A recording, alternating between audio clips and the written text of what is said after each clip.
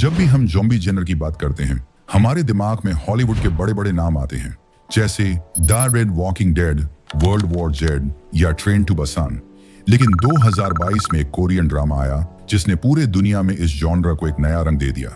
इसका नाम था All of Us Are Dead. Netflix पर रिलीज होते ही ये शो सिर्फ कोरिया में नहीं बल्कि पूरे ग्लोब में चार्ट टॉपर बन गया। हर एपिसोड के बाद लोग सोशल मीडिया पर डिस्कशंस करते, मीम्स बनते और हर किसी के दिल में यह सवाल होता, अगला क्या होगा। सीजन 1 की शुरुआत एक ऐसे एक्सपेरिमेंट से होती है जो एक स्कूल टीचर ली ब्योंग चान सीक्रेटली चला रहा होता है। उसका बेटा स्कूल में बुलिंग का शिकार होता है और टीचर अपने बेटे को स्ट्रांग बनाने के लिए एक केमिकल बनाता है जो उसके अंदर फाइट इंस्टिंक्ट जगाता है। लेकिन यह एक्सपेरिमेंट उल्टा पड़ता है। केमिकल इंसान को वायलेंट, अनकंट्रोलेबल ज़ॉम्बी में बदल देता है। वायरस एक छोटी सी लैब इंसिडेंट से फैलता है और धीरे धीरे पूरा हायोसान हाई स्कूल एक बैटलफील्ड बन जाता है। हमारे मेन कैरेक्टर्स एक टिपिकल हाई स्कूल ग्रुप है, लेकिन जब क्राइसिस शुरू होता है हर एक अपना असली रंग दिखाता है। ऑन जो एक स्मार्ट और केयरिंग लड़की, च्योंग सान जो अपनी दोस्ती और प्यार के लिए कुछ भी कर सकता है, सू ह्योक जो पहले एक टफ लड़का था लेकिन अंदर से इमोशनल है, और नामरा क्लास प्रेसिडेंट जो डिसिप्लिन्ड है लेकिन अपने सीक्रेट्स छुपाए बैठी है। पहले एपिसोड्स में हम देखते हैं कि कैसे यह ग्रुप सरवाइव करने के लिए एक साथ मिलता है, खुद के दोस्तों की डेथ देखता है और हर पल अपनी जान के लिए लड़ता है।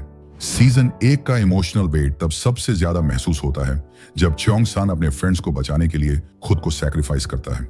उसका सीन जहां वो ज़ॉम्बीज को अपनी तरफ खींचता है ताकि बाकी लोग निकल सकें, फैंस के लिए एक अनफॉरगेटेबल मोमेंट बन गया। लेकिन साथ ही एंड में नामरा का ट्रांसफॉर्मेशन एक नई मिस्ट्री क्रिएट करता है। वो न पूरी इंसान रहती है न पूरा ज़ॉम्बी, बल्कि एक बीच का डेंजरस फॉर्म बन जाती है जो अपने दोस्तों को हर्ट भी कर सकती है और उनकी हेल्प भी। अब यहीं से सीजन 2 का फाउंडेशन बनता है। जब एक कहानी ऐसे पॉइंट पर खत्म होती है जहां ऑडियंस के पास क्वेश्चन ज्यादा होते हैं और आंसर्स कम, तो समझ लो कि अगले सीजन के लिए हाइप ऑटोमेटिकली बन गया। फैंस के माइंड में अब 3 सबसे बड़े सवाल हैं। नामरा का फ्यूचर क्या होगा? च्योंग सान सच में मर गया या वापस आ सकता है? वायरस का असली सोर्स और इसका क्योर मिलेगा या नहीं? अगर हम रिलीज डेट की बात करें तो कोरियन प्रोडक्शन स्टाइल में ज़ॉम्बी जेनर जैसे हेवी वीएफएक्स शोज बनाने में काफी समय लगता है। एक हाई क्वालिटी सीजन के लिए शूटिंग, एडिटिंग और पोस्ट प्रोडक्शन मिलाकर लगभग 1 से 2 साल लग सकते हैं। सीजन 1 की सक्सेस के बाद मेकर्स को पता है कि फैंस इम्पेशेंट हैं, लेकिन उन्हें क्वालिटी कॉम्प्रोमाइज नहीं करनी चाहिए। इसलिए रियलिस्टिक गेस ये है कि अगर शूटिंग अभी चल रही है तो सीजन 2 अगले साल के सेकेंड हाफ में आ सकता है। लेकिन यह सिर्फ एक एस्टिमेशन है, कोई ऑफिशियल डेट अभी तक कंफर्म नहीं हुई। सीजन 2 की सबसे बड़ी ताकत होगी इसका कैरेक्टर डेप्थ। ज़ॉम्बी थ्रिलर्स में आमतौर पर कैरेक्टर्स सिर्फ सर्वाइवल टूल्स बन जाते हैं, लेकिन All of Us Are Dead का मैजिक यह है कि यहाँ हर कैरेक्टर का अपना एक इमोशनल वेट, एक बैक स्टोरी और एक ट्रांसफॉर्मेशन जर्नी है। इस वजह से जब हम सीजन 2 की बात करते हैं तो हर फैन अपने फेवरेट कैरेक्टर का फ्यूचर इमेजिन करता है। नामरा सबसे पहले लिस्ट में आती है। सीजन 1 के एंड में हमने देखा कि वो अब एक हाफ ज़ॉम्बी बन चुकी है। इस फॉर्म को कुछ फैंस हम भी बोलते हैं। उसके पास ज़ॉम्बी की स्ट्रेंथ, स्पीड और सेंसेस हैं, लेकिन इंसानी दिल और सोच अभी भी जिंदा है। सीजन 2 में इसका मतलब ये हो सकता है कि नामरा एक ब्रिज बन जाए ह्यूमंस और ज़ॉम्बीज के बीच। शायद वो अपने जैसे और हाफ ज़ॉम्बीज के ग्रुप के साथ रहती हो, ऐसे लोग जो ना पूरा सोसाइटी एक्सेप्ट करे और ना ज़ॉम्बीज उन्हें अपना समझे। ये कॉन्सेप्ट कहानी में एक नई लेयर ऐड करेगा, क्योंकि ये सिर्फ हॉरर नहीं बल्कि आइडेंटिटी क्राइसिस की भी स्टोरी बन सकता है। च्योंग सान का नाम फैंस के दिल में अभी तक जिंदा है। सीजन 1 के एंड में उसकी डेथ का सीन पावरफुल था, लेकिन अगर ध्यान से देखा जाए तो मेकर्स ने एक छोटा सा लूपहोल छोड़ दिया। हमें उसका फाइनल डेड बॉडी या एक्सप्लिसिट डेथ कॉन्फर्मेशन नहीं दिखाया गया। कोरियन ड्रामास में ऐसे क्लूज अक्सर इंटेंशनल होते हैं ताकि अगले सीजन में एक शॉक कमबैक हो सके। अगर च्योंग सान वापस आता है तो 2 पॉसिबिलिटीज हैं। वो नॉर्मल ह्यूमन के रूप में बचा लिया गया हो, लेकिन वायरस के एक्सपोजर के बाद एक सीक्रेट फैसिलिटी में रखा गया हो। वो हाफ ज़ॉम्बी बन गया हो, बिल्कुल नामरा की तरह, लेकिन अपने फ्रेंड्स के कांटेक्ट में ना हो। दोनों केसेस में च्योंग सान का कमबैक ऑनजो के कैरेक्टर आर्क में एक इमोशनल सुनामी ला सकता है। ऑनजो का रोल सीजन 2 में शायद लीडरशिप का हो। सीजन 1 में वो एक इमोशनली स्टेबल और केयरिंग कैरेक्टर थी जो अक्सर दूसरों का ख्याल रखती थी। लेकिन ट्रेजेडी के बाद सीजन 2 में हम देख सकते हैं कि कैसे वो अपने ट्रॉमा को स्ट्रेंथ में बदलती है। उसका मेन गोल शायद अपने बचे हुए दोस्तों को सेफ रखना हो, लेकिन वायरस के नए चैलेंजेस उसकी लिमिट्स टेस्ट करेंगे। सू ह्योक का आर्क भी काफी इंटरेस्टिंग बन सकता है। पहले वो एक टफ और स्लाइटली रिबेलियस लड़का था, लेकिन क्राइसिस ने उसको ज्यादा रिस्पॉन्सिबल बनाया। सीजन 2 में शायद वो ऑनजो का राइट हैंड बन जाए, लेकिन अपने अंदर के गिल्ट और रिग्रेट के साथ स्ट्रगल करे। ये कैरेक्टर मॉरली कॉम्प्लेक्स बन सकता है जब वो डिसाइड करे कि किस सिचुएशन में किसे बचाना है और किसे सैक्रिफाइस करना है। अब अगर हम मल्टीपल प्लॉट प्रेडिक्शन सिनेरियोस की बात करें तो मेरे दिमाग में 3 क्लियर पाथ्स हैं।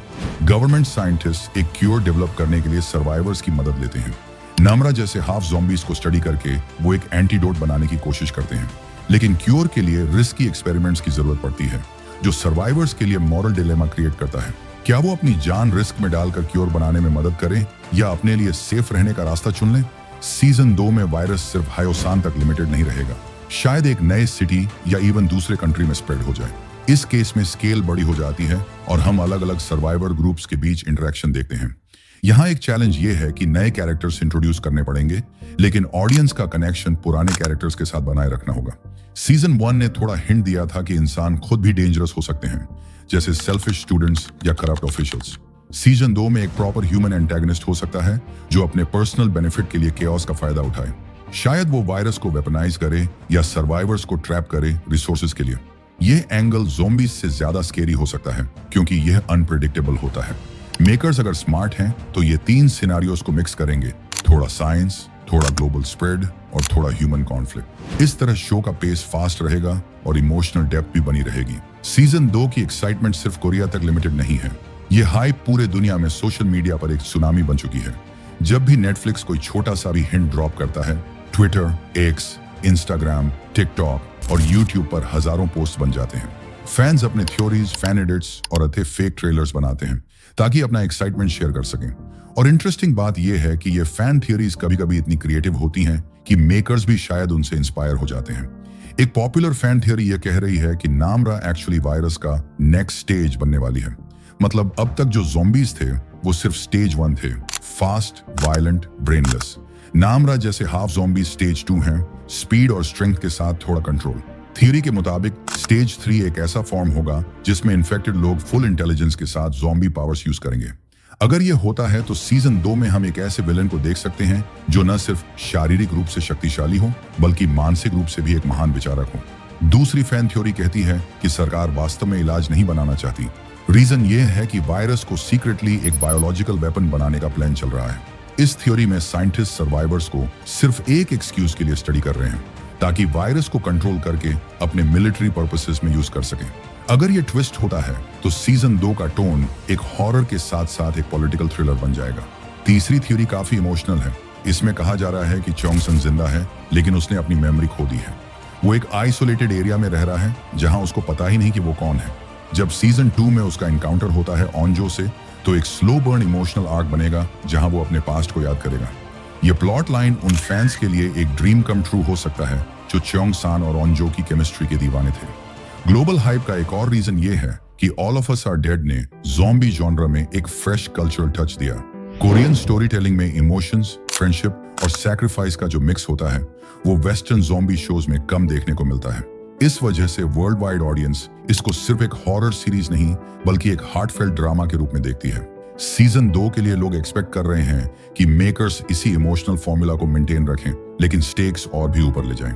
सोशल मीडिया का इन्फ्लुएंस अब इतना स्ट्रांग हो चुका है कि मेकर्स अपनी मार्केटिंग स्ट्रेटजी में फैन क्रिएटेड कंटेंट का यूज करते हैं। सीजन 1 के बाद नेटफ्लिक्स ने ऑफिशियली कुछ फैन आर्ट और एडिट्स को फीचर भी किया जिससे ऑडियंस का एंगेजमेंट और बढ़ गया। अगर सीजन 2 में मेकर्स फैन थ्योरीज का थोड़ा सा भी हिंट रियलिटी में लाते हैं तो ये फैंस के लिए एक ह्यूज रिवॉर्ड होगा। एक और इंटरेस्टिंग एंगल ये है कि All of Us Are Dead के कैरेक्टर्स अब कोरियन पॉप कल्चर आइकॉन्स बन गए हैं। एक्टर्स के interviews, behind the scenes videos और फोटोज वायरल होते ही सेकंड्स में ट्रेंड बन जाते हैं। ये स्टारडम सीजन 2 के हाइप को डबल कर देगा क्योंकि ऑडियंस अब सिर्फ कहानी के लिए नहीं बल्कि अपने फेवरेट एक्टर्स के परफॉर्मेंसेस के लिए भी एक्साइटेड है। अब एक बड़ी बात जो सोशल मीडिया डिस्कशंस में बहुत होती है, सीजन 2 का एंडिंग कैसा होगा? फैंस के ग्रुप्स में इस सवाल पर एंडलेस डिबेट्स होती हैं। कुछ लोग चाहते हैं कि वायरस का प्रॉपर क्योर मिल जाए और कहानी एक होपफुल नोट पर खत्म हो।